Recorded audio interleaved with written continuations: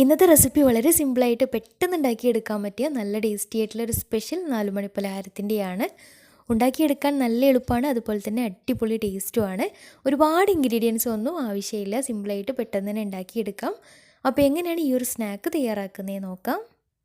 അപ്പോൾ പഴം വെച്ചിട്ടാണ് ഈ ഒരു സ്നാക്ക് തയ്യാറാക്കിയെടുക്കുന്നത്. അപ്പോൾ ഉണ്ടാക്കിയെടുക്കാൻ വേണ്ടിയിട്ട് ആദ്യം തന്നെ അത്യാവശ്യം ഒരു മീഡിയം പഴുപ്പിലുള്ള കുറച്ച് നേന്ത്രപ്പഴം എടുക്കാം.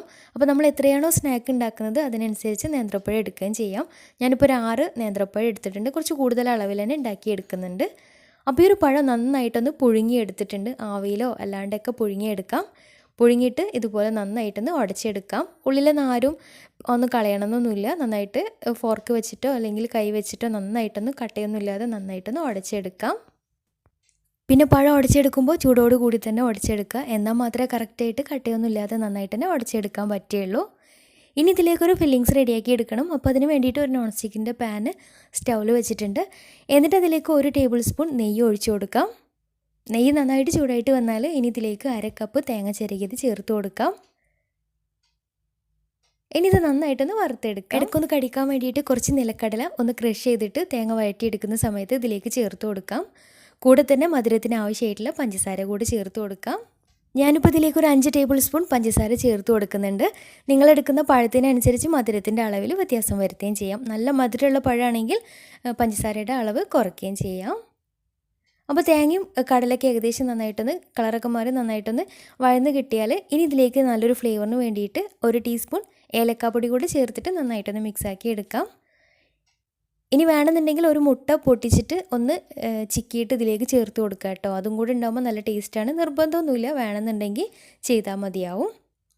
അപ്പോൾ നമ്മുടെ ഫില്ലിങ്സ് റെഡി ആയിട്ടുണ്ട്.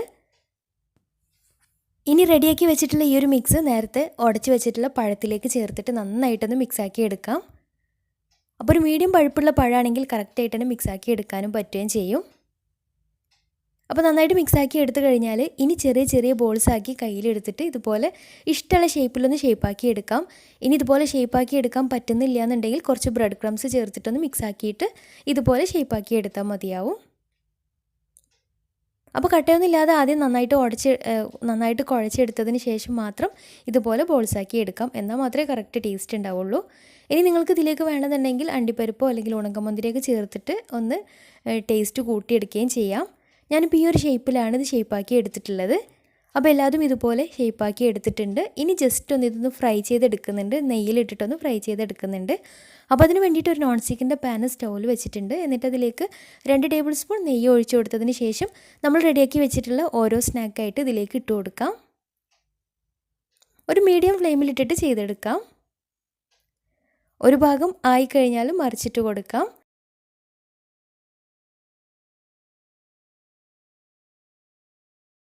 രണ്ട് ഭാഗവും കളറൊക്കെ മാറി ഒന്ന് വെന്ത് കിട്ടിയാൽ പാനിൽ നിന്ന് മാറ്റാം. ഉൾഭാഗം കറക്റ്റായിട്ട് വേവാനൊന്നുമില്ല, ജസ്റ്റ് നെയ്യിൽ കിടന്നിട്ട് ഒന്ന് ചെറുതായിട്ടൊന്ന് ഫ്രൈ ചെയ്തെടുത്താൽ നല്ല ടേസ്റ്റാണിത് കഴിക്കാനായിട്ട്. പിന്നെ പഴുപ്പ് കൂടിയ പഴം വെച്ചിട്ടും ഇതേ രീതിയിൽ ചെയ്തെടുക്കുക. കുറച്ച് ലൂസായിട്ടുണ്ടാവും, അപ്പോൾ ആ ഒരു സമയത്ത് കുറച്ച് ബ്രെഡ് ക്രംസ് മിക്സാക്കിയിട്ട് കുഴച്ചെടുത്താലും മതിയാവും. അപ്പോൾ തീർച്ചയായിട്ടും ട്രൈ ചെയ്ത് നോക്കാം. നല്ല ടേസ്റ്റി ആയിട്ടുള്ള അടിപൊളി സ്നാക്കാണ്. ട്രൈ ചെയ്തിട്ട് നിങ്ങളുടെ ഫീഡ്ബാക്ക്സ് താഴെ കമൻറ്റ് ബോക്സിൽ അറിയിക്കാൻ മറക്കരുത്. അപ്പോൾ ഇന്നത്തെ വീഡിയോ ഇഷ്ടമായെന്ന് വിചാരിക്കുന്നു. ഇഷ്ടമായെങ്കിൽ ലൈക്ക് ചെയ്യുക, ഫ്രണ്ട്സ് റിലേറ്റീവ്സിനൊക്കെ ഒന്ന് ഷെയർ ചെയ്ത് കൊടുക്കാനും മറക്കരുത്. അപ്പോൾ നല്ല അടിപൊളി വീഡിയോയുമായി വീണ്ടും വരാം. അതുവരെ take care, bye, thank U.